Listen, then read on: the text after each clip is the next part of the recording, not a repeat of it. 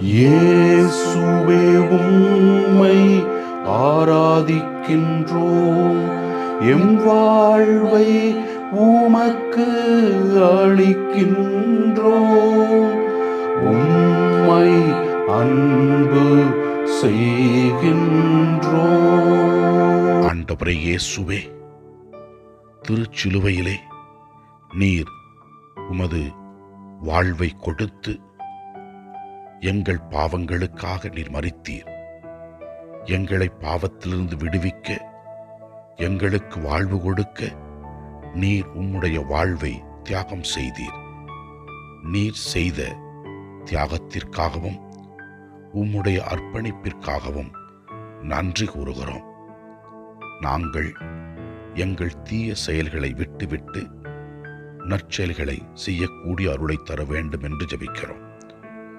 முதல் வாசகத்திலே நாம் பார்க்கிறோம், இஸ்ரவேல் மக்கள் ஒரு பாம்பை உருவாக்கி இறைவனை வழிபடுவதற்கு பதிலாக அந்த பாம்பை வழிபட்டார்கள்.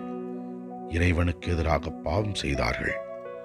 அதனால் இறைவன் கொள்ளிவாய் பாம்புகளை அனுப்பி இஸ்ரவேல் மக்களை கடிக்க வைத்து பலர் மரித்தனர். பின்பு மனம் மாறி மோசேயிடம் கேட்டபொழுது மோசே ஒரு வெண்கல பாம்பை உருவாக்கி, பாம்பு கடித்தவர்கள் அதை பார்த்தால் பிழைத்துக் கொள்வார்கள் என்று சொல்லிய போது பலர் பாம்பு கடித்தபோது அதை பார்த்த பொழுது பிழைத்துக் கொண்டார்கள்.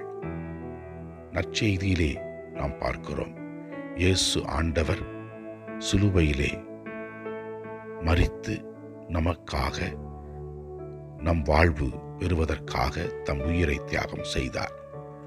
நாமும் ஆண்டவரின் அருளை உணர்ந்து தீய செயல்களை விட்டுவிட்டு நற்செயல்களை செய்கிற மக்களாக வாழக்கூடிய அருளை இறைவன் தர வேண்டும் என்று ஜெபிப்போம்.